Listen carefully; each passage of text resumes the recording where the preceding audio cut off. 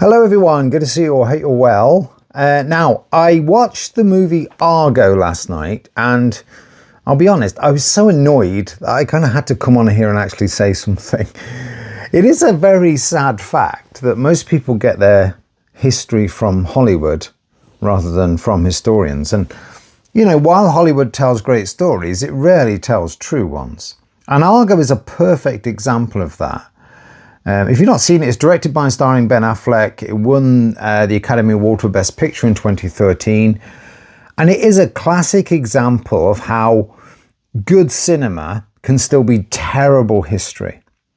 If you have never seen it, the plot, roughly, is that it purports to tell the story of a guy called Tony Mendez, who's a CIA operative, who in 1979 flies into Tehran disguised as a Hollywood producer. And the aim is to rescue 6 American diplomats who've been trapped in the tumult of revolutionary Iran. What follows is a frankly ludicrous boy's own escapade, which is dressed up as serious history. So, it's very slick and confident and beautifully acted and all of that, but, as history, it's a complete disaster. You know, it doesn't just bend the truth, Argo, it completely snaps it in half. Because what it does is it takes a very complex, multinational diplomatic operation and rewrites it as a kind of lone wolf American action movie, reducing what is an entire revolution, which is one of the most important political upheavals of the 20th century, to be just a shapeless mob of angry fanatics and burning flags and so on. And as I say, this is what Hollywood does. It takes the work of serious historians, decades of research and nuance and archival graft, and it throws it out because it gets in the way of a very simple story. And the story is always the same. It's a story, of course, where America is brave, the world beyond its borders is just chaos, and, you know, the truth is kind of optional. But let me just give you some examples of some of the big errors, historically, that are in Argo.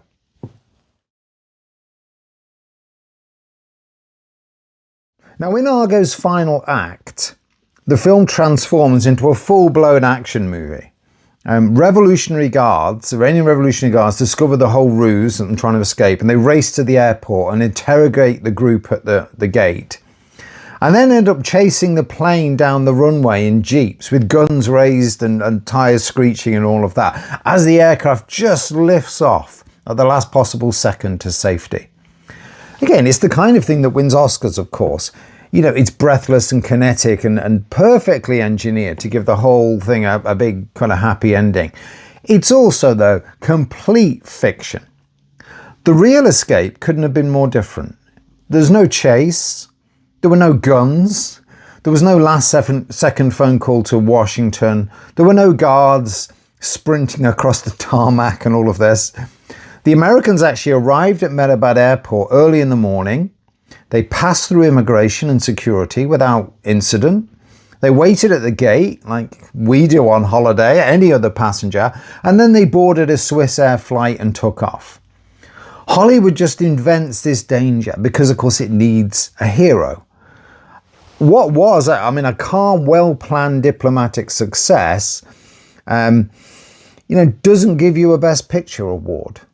So the film basically manufactures a crisis to justify a triumphant ending. And in so doing, of course, what it does is it teaches millions of viewers a version of history that simply never happened. Now, one of Argo's most damaging inventions is the claim that the British turned them away. These poor diplomats. And the New Zealanders sort of closed the door. They said no as well. In the film, Britain and New Zealand appear as kind of nervous bystanders, unwilling to risk themselves for the stranded Americans. Again, typical neat narrative device, because it heightens the heroism of the Americans, enhances all the danger, and of course clears the stage now for the CIA to step in as the only ones who are willing to help. It's also profoundly unfair, because British diplomats did shelter Americans early on in the crisis. They took them in, they fed them, and they protected them really until it became just too dangerous to continue. The New Zealanders the same. The New Zealanders helped with transport and logistics, moving the Americans around Tehran, a considerable personal risk. So these aren't acts of cowardice. These are acts of courage, which are carried out in a city which is convulsed by revolution.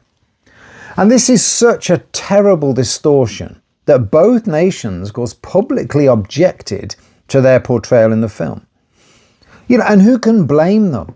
I mean, imagine being a family member of one of those diplomats, someone who's risked their life, who made these very brave, sort of selfless decisions under extraordinary pressure, and watching Hollywood turn them into cowards for the sake of a cleaner American narrative.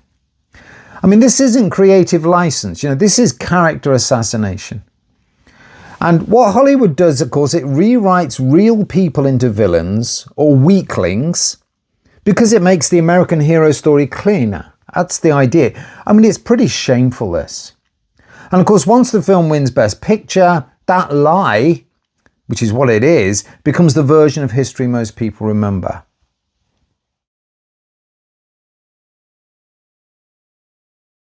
Now, this habit doesn't stop at individuals. I mean, whole nations get rewritten in this film, or diminished, or erased, so the Americans can stand alone as saviours. And nowhere is this clearer than in the film's treatment of Canada.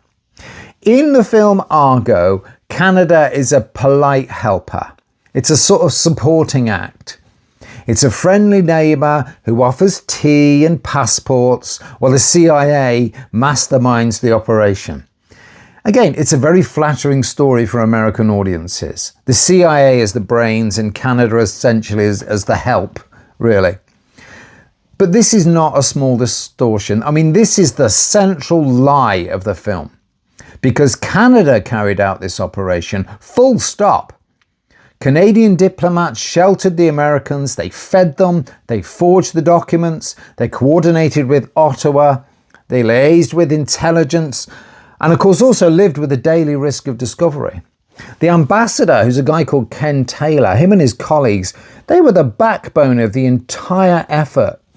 These are the ones who opened their homes, they took the personal risk, they made the whole thing actually possible. Now, Tony Mendez, the Ben Affleck character, his role, he was real. He does fly to Tehran, and the fake film cover story thing is absolutely his idea. But the operation is fundamentally Canadian. And what Argo does is it quietly shifts the centre of gravity from Ottawa to Langley, because Hollywood prefers American heroes.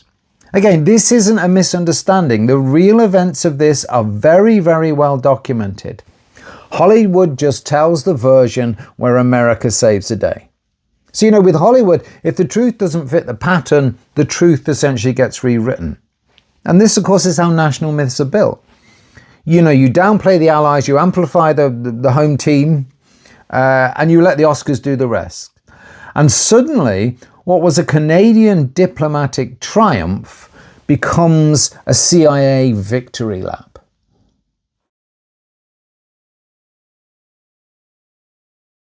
And the same thing happens with the Iranians. Just like Canada gets rewritten, the Iranian people get flattened into a single kind of hostile stereotype. I mean, you watch this film, the Iranians are just a kind of wall of noise, a mass of sort of furious, flag-burning fanatics. And the revolution, therefore, and this is important, becomes a mood rather than a political movement. It's a terribly dehumanizing caricature because the Iranian Revolution wasn't chaos, it was political. Because, of course, the background to this is that for decades the Shah, backed by the United States, had ruled through brutal repression and torture.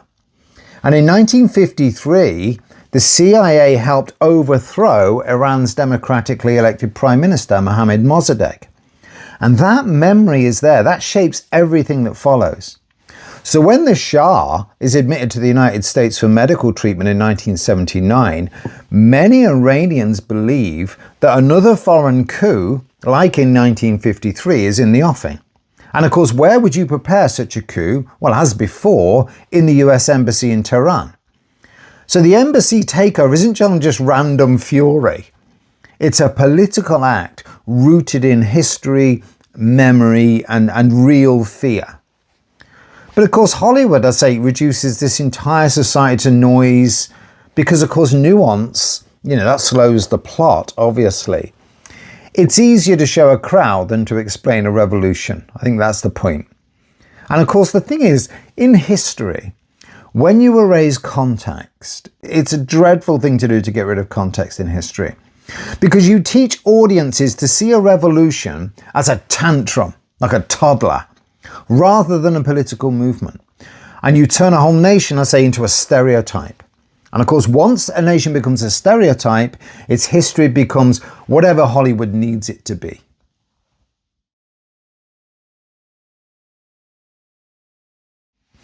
Argo presents the rescue as a CIA masterstroke, a lone genius outwitting a hostile regime. It's the classic Hollywood formula, this. It's one man, one plan, one triumph. It's very emotionally satisfying, of course. It's very clean narratively and also completely misleading. Because the real operation succeeded because of diplomacy, not daring. It was multinational, it was bureaucratic, it was careful and calm and coordinated. I mean, it worked because people followed procedure, they trusted each other, and they didn't panic. There was no lone hero in this story at all. There was basically a network of professionals doing their job. And of course, Hollywood prefers the lone genius narratives because they're emotionally very, very legible. They give the audiences, of course, someone to cheer for. But they distort, of course, how the real world actually works. Diplomacy saved lives, and Hollywood turned it into an action movie.